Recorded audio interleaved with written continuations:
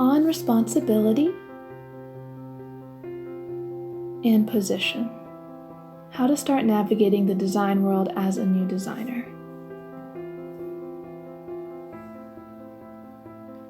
Every new designer has the unique opportunity to design for their generation. It is unique in that each generation faces new issues with new technology.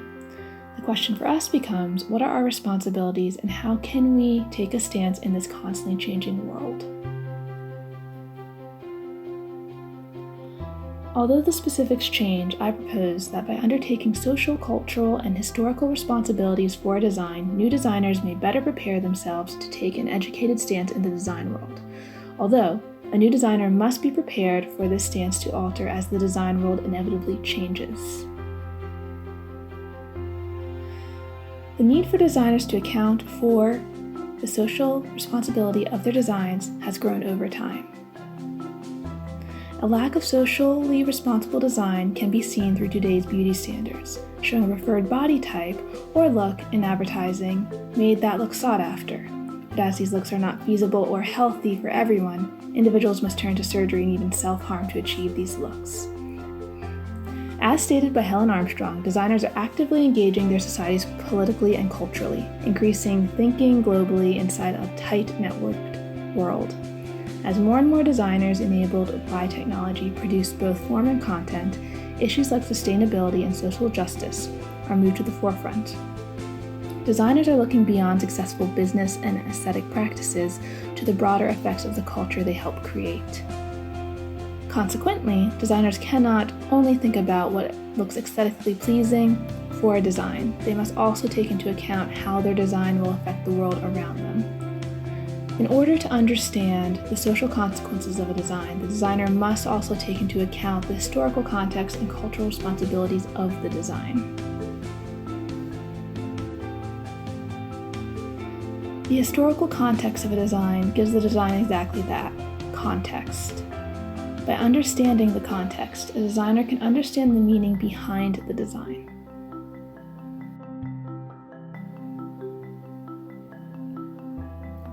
For example, in the 1940s, European artists were driven to more radical art because of World War I, and were driven to America to continue their art because of World War II.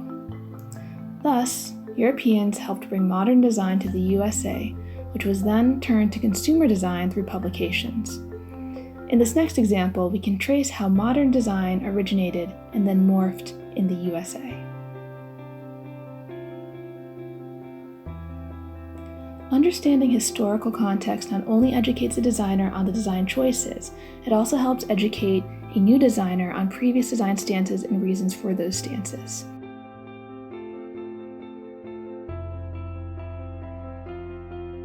The dispute between Bill and Checkhold presents an example of two designers who took opposing stances and clashed.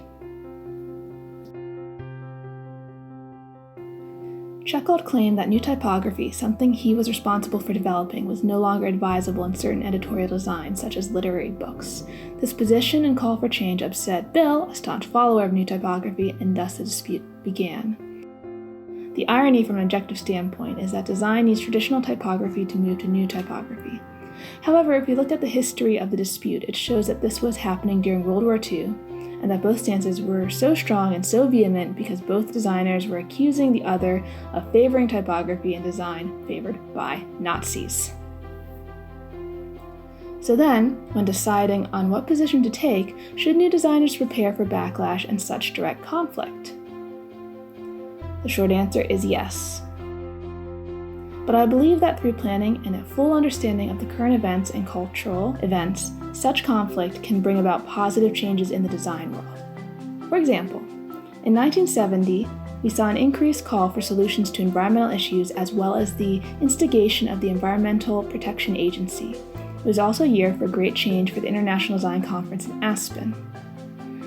This conference is an interesting case study of the disruption to and a paradigm shift in establishing design practice and discourse.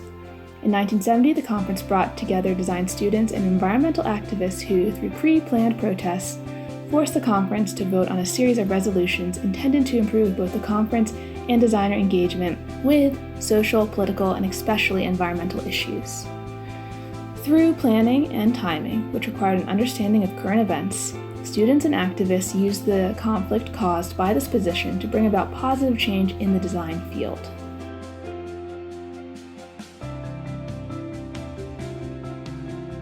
Change needs a mix of peace and conflict to be enacted.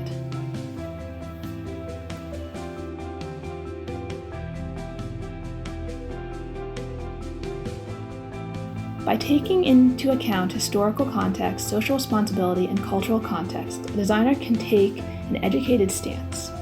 From a well thought out and understood position, it stands to reason that the designer could use the inevitable disagreement or conflict created from the stance to enact positive change.